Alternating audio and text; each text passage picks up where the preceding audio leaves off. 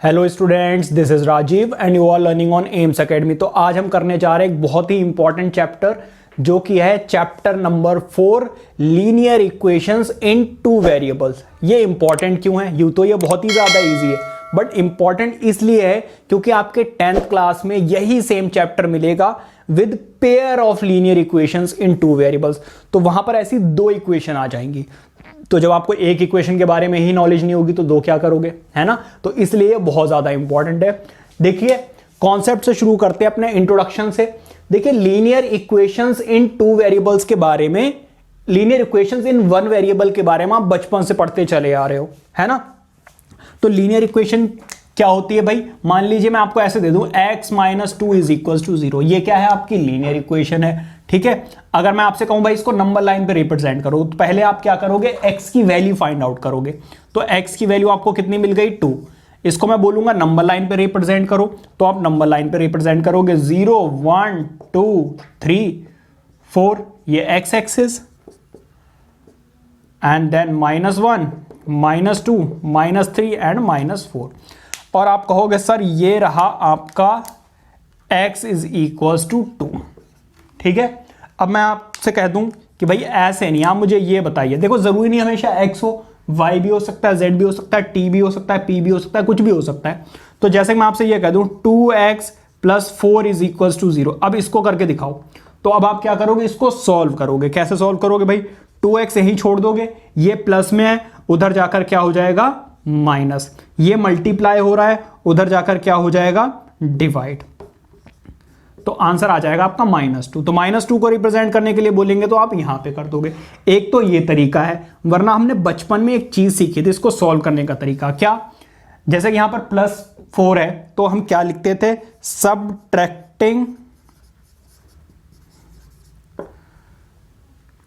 4 from both sides, ठीक है। जब आप दोनों तरफ से 4 सब्ट्रैक्ट करते थे तो यहां पर भी -4 आ जाता था, यहां पर भी ये हो जाता था कैंसिल आउट, और 2x = -4 आ जाता था, ठीक है। फिर हम देखते थे x के सामने 2 लगा हुआ है तो हम क्या करते थे? डिवाइडिंग बाय 2 बोथ साइड्स, है ना। दोनों साइड्स से हम क्या कर रहे हैं? 2 से इसको डिवाइड कर रहे हैं। तो x = देखो 2x divided by 2 -4 divided by 2, तो ये इससे कट जाता था, ये भी इससे कट जाता था, और x की वैल्यू -2 आ जाती थी, जैसे कभी आई हुई है। तो इससे हमारे ये समझ में आता है कि लीनियर इक्वेशन में दोनों साइड अगर आप कुछ सब्ट्रैक्ट कर दो या ऐड कर दो तो लीनियर इक्वेशन पे कुछ भी फर्क नहीं पड़ता है। इसी तरीके से लीनियर इक्वेशन में दोनों साइड आप मल्टीप्लाई कर दो या डिवाइड कर दो तब भी कुछ भी फर्क नहीं पड़ता है, ठीक है। बढ़ते हैं अपने क्लास 9th की तरफ, and that is linear equations in two variables के बारे में पढ़ते हैं। जैसे कि मैं आपसे ये कहूं कि भाई एक कोई मैच चल रहा है जिसमें विराट कोहली एंड रोहित शर्मा ने मिलकर 120 रन बनाए, 120। तो मान लीजिए भाई विराट कोहली ने बनाए हैं x रन्स और रोहित शर्मा ने बनाए हैं कितने? y। दोनों ने मिलाकर बनाए हैं 120 रन्स। तो इसको टू वेरिएबल्स में ऐसे ही तो रिप्रेजेंट करोगे। अब जरूरी तो है नहीं दोनों ने 60-60 बनाए हो सकता है भाई विराट कोहली ने 90 बनाए हो और इसने कितने बनाए हो? 40 बनाए हो। या हो सकता है इन्होंने भाई रोहित शर्मा ने 100 बनाया और विराट कोहली ने 20 रन बनाए हो। तो ऐसा हो सकता है। तो जब हम किसी भी इक्वेशन को टू वेरिएबल्स में रिप्रेजेंट करेंगे तो वो क्या होगी? Linear equation in two variables. लेकिन यहां पे कुछ कंडीशंस हैं कि x और y की जो पावर है वो 1 होनी चाहिए, इसीलिए इसको लीनियर बोलते हैं, ठीक है। इसकी एक स्टैंडर्ड इक्वेशन होती है, अगर वो इसको सेटिस्फाई करेगा तब ये लीनियर इक्वेशन कहलाएगी। क्या भाई? ax + by + c = 0। देखो, ये जो linear equation in two variables है, जरूरी नहीं है x और y हो, ये p + q = 120। ऐसे भी तो कर सकते थे हम। मान लेते भाई विराट कोहली ने p रन्स बनाए हैं और रोहित शर्मा ने q, तो linear equation in two variables ये भी है, क्योंकि देखो दोनों की पावर कितनी है? 1, और टू वेरिएबल्स है तो जरूरी नहीं है x और y।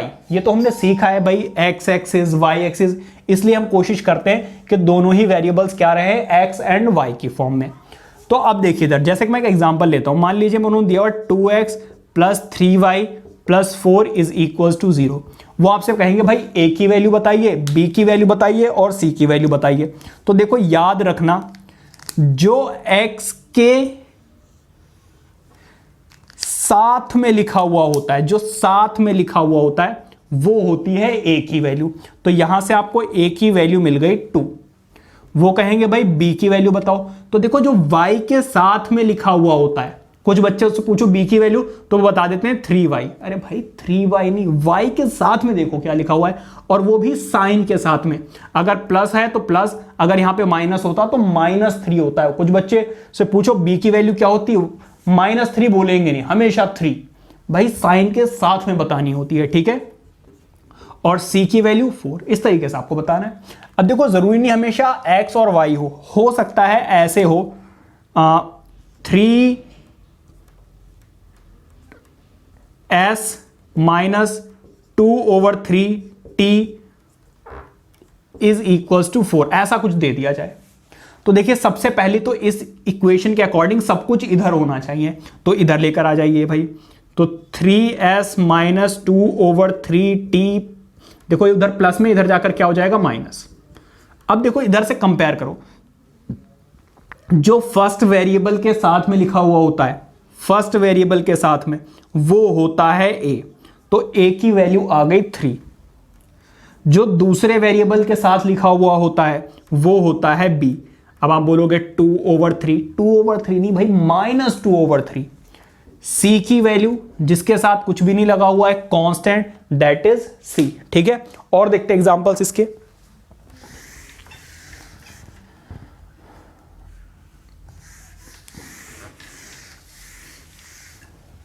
और देखते हैं इसके एक दो एग्जांपल्स। मान लीजिए वो आपको ऐसे दे दे 2x is equals two plus 7/3y plus 4, ऐसे दे दिया आपको। तो आपका काम क्या है, सब कुछ इधर लेकर आ जाओ पहले तो, ठीक है। सब कुछ इधर लेकर आओगे तो 2x minus 7/3y minus 4 is equal to 0। तो अब आप देखिए x के साथ में क्या लिखा हुआ है 2, तो a की वैल्यू हो गई 2, b की वैल्यू कितनी हो गई -7/3, साइन मत भूलना, और c की वैल्यू -4। तो इस तरीके से आपको फर्स्ट एक्सरसाइज में बस a, b और c की वैल्यू बतानी है, ठीक है। तो आइए एक एग्जांपल दिया हुआ है, वो एग्जांपल करते हैं और फिर हम नेक्स्ट वीडियो में करेंगे अपनी exercise. Please note it down. आइए करते हैं अपना एग्जांपल नंबर 1। भाई 2 एग्जांपल दिया, मैंने गलती से बोल दिया एक एग्जांपल है, 2 है। रीड कीजिए, write each of the following equation in the form ax plus by plus c is equal to 0 and indicate the values of a, b and c in each case. देखिए linear equation क्या होती है, कोई भी ऐसी equation जिसको ax plus by plus c की form में रिप्रेजेंट किया जा सकता है, वो क्या हमारी लीनियर इक्वेशन इन 2 वेरिएबल्स है, ठीक है। तो स्टैंडर्ड फॉर्म हमारी क्या है, ax plus by plus c is equal to 0। बस इतनी बात आपको याद रखनी है। अब देखो आपको क्या करना है, a, b और c की वैल्यू बतानी है और लीनियर इक्वेशन इन 2 वेरिएबल की फॉर्म में रिप्रेजेंट करना है। तो देखिए लीनियर इक्वेशन इन 2 वेरिएबल क्या कहती है, सब कुछ इधर होना चाहिए। इधर होना चाहिए का क्या मतलब है, उस तरफ 0, लेकिन यहां पर तो नंबर है तो सब कुछ इधर लेकर आ जाओ। तो ये क्या आ जाएगा 2x plus 3y minus 4.37 is equal to 0। अब देखिए इधर जो x के साथ में लिखा हुआ होता है वो होता है a, तो a की वैल्यू आ गई 2, ठीक है। अब जो y के साथ में लिखा होता है, y के साथ में वो होता है हमारा b, तो y के साथ में यहां पे क्या लिखा हुआ है 3, तो b की वैल्यू हो गई आपकी 3, ठीक है। और फिर आता है आपका कांस्टेंट जिसके साथ x y z कुछ भी नहीं लगा हुआ है, वो होता है हमारा c, तो c की वैल्यू 4.37 नहीं है, -4.37 है। कुछ बच्चे क्या करते हैं भाई, माइनस तो लगाना छोड़ ही देते हैं, ठीक है, विच इज कंप्लीटली रॉन्ग। अब आ जाइए इसको रिप्रेजेंट करना है। तो भाई सबसे पहला रूल तो यही है कि सब कुछ इधर होना चाहिए, तो इसको इधर लेकर आ जाओ। तो x इसको इधर लेकर आओगे तो -√3y और -4, इसको बीच में मैंने इसलिए लगा दिया क्योंकि स्टैंडर्ड इक्वेशन के अकॉर्डिंग x पहले y बाद में और c लास्ट में लिखा हुआ होता है। तो फिर से वही केस, भाई जो x के साथ में लिखा हुआ है वो a, यहां तो कुछ लिखा ही हुआ नहीं है, इसका मतलब 1, 0 नहीं, कुछ बच्चे कहते हैं नहीं लिखा है इसका मतलब 0। देखो अगर 0 होता तो आपको ऐसा नहीं लगता है कि x से मल्टीप्लाई होने के बाद आंसर 0 ही आ जाता, इसका मतलब यहां पे 1 लिखा हुआ है। b की वैल्यू जो y के साथ में लिखा हुआ है वो b क्या है, √3 नहीं -√3। इसी तरीके से c की वैल्यू जिसके साथ कुछ भी नहीं लगा हुआ है, तो c की वैल्यू 4 नहीं -4। ठीक है, इन चीजों का ख्याल रखना। अब देखो नेक्स्ट इसका थोड़ा सा ना स्पेशल केस है। आपके पास दो ऑप्शन है, या तो आप 4 उधर लेकर जाओ तो यहां पर 0 आ जाएगा, या फिर इन दोनों वैल्यूज को, दोनों ही केस सही है, कोई दिक्कत नहीं है। मैं क्या कर रहा हूं, इनको चलो इधर ही ले आओ वरना कंफ्यूज जाओ भाई। -x ये प्लस का 3y प्लस का 4, आप ऐसा कर सकते हो, कोई दिक्कत नहीं है। अब देखो जो x के साथ में लिखा हुआ है वो a, जो y के साथ में लिखा हुआ है वो b, जिसके साथ कुछ भी नहीं लिखा हुआ है वो c। बस हो गया। अब देखो इधर इसका देखो जरा, यहां पे 2x ये प्लस में इधर जाकर माइनस, अब यहां पे प्लस c तो है ही नहीं, तो क्या मैं c की जगह पे 0 लगा सकता हूं? बिल्कुल लगा सकते हो। तो यहां से आपको a की वैल्यू जो x के साथ में लिखा हुआ है वो a, जो y के साथ में लिखा हुआ है वो b, यहां तो कुछ लिखा ही नहीं है, इसका मतलब -y, और c तो है ही नहीं तो c का मतलब 0। ठीक है, तो हमने क्या किया, सबसे पहले सारी की सारी इक्वेशंस को हमने लीनियर इक्वेशन इन 2 वेरिएबल्स की फॉर्म में रिप्रेजेंट किया। उसके बाद में हमने सबको क्या कर दिया, a b और c की वैल्यू बता दी। ठीक है, ये नोट कीजिए। देखते हैं अपना example number 2, please note it down. आइए देखते हैं अपना एग्जांपल नंबर 2, जो कि एक इंपॉर्टेंट एग्जांपल भी है। ऐसे क्वेश्चन आते हैं आपके एग्जाम में। लिखा हुआ है write each of the following as an equation in 2 variables. देखिए 2 वेरिएबल्स में इक्वेशन को आपको लिखना है। कई बार बेटा होता क्या है, कुछ चीजें मिसिंग होती हैं, जैसे कि मान लीजिए y की वैल्यू मिसिंग है, तो अब आप क्या करोगे, आपको सारी वैल्यूज को रिप्रेजेंट करना। भाई स्टैंडर्ड फॉर्म क्या होती है, ax + by + c = 0। Excuse me, ये हो गई आपकी स्टैंडर्ड। अब मान लीजिए y वाली वैल्यू मिसिंग है, तो आप क्या करेंगे, इसके आगे 0 लगाकर लिख सकते हैं। मान लीजिए कोई कांस्टेंट वैल्यू मिसिंग है, जैसा कि भाई अभी हमने एग्जांपल नंबर 1 के लास्ट पार्ट में देखा था, तो आप यहां पे 0 लगा दो। मान लीजिए ये वाली टर्म मिसिंग है, तो आप इसके आगे 0 लगा के लिख दो। ठीक है, तो मतलब जो भी नहीं होगा उसके आगे आप 0 लगाकर लिख सकते हो। ठीक है, चलिए यही करना है आपके इन एग्जांपल्स में। ठीक है, रीड कीजिए। आपने क्वेश्चन रीड कर ही लिया है। इसमें देखिए आपकी स्टैंडर्ड फॉर्म होती है ये, इसको 2 वेरिएबल्स में रिप्रेजेंट करना है। तो सबसे पहला काम तो ये है कि भाई राइट हैंड साइड में 0 होना चाहिए, बाकी सब कुछ इधर। तो यहां पर आ जाएगा x + y। अब अगर आप सही से देखें तो x वाली टर्म है, कांस्टेंट टर्म है, y वाली टर्म नहीं है। तो अब आप इसको कैसे रिप्रेजेंट करोगे, 1x + 0 × y + 5। ये आ गई आपकी स्टैंडर्ड फॉर्म में इक्वेशन। जो टर्म नहीं थी उसके आगे मैंने क्या लगा लिया, 0। अब इस पर आइए, देखिए यहां पर सबसे पहला काम तो यह है कि सब कुछ इस तरफ लेकर आइए, आ गया इस तरफ। अब आप देखिए कि क्या नहीं है, y वाली टर्म भी है, कांस्टेंट टर्म भी है, x वाली टर्म नहीं है। तो अब आप क्या करेंगे, 0 × x + 1 × y - 2 = 0। ये आ गई आपकी स्टैंडर्ड फॉर्म। इतना आसान है। कोई दिक्कत,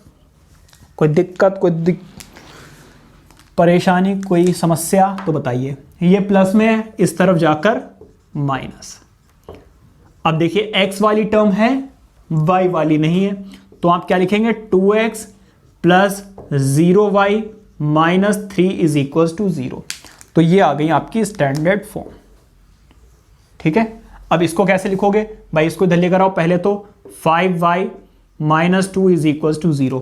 क्या नहीं है इसमें, इसमें नहीं है भाई x वाली टर्म, तो x वाली टर्म की जगह क्या लगा दोगे, 0x + 5y - 2 = 0। आ गई स्टैंडर्ड फॉर्म में।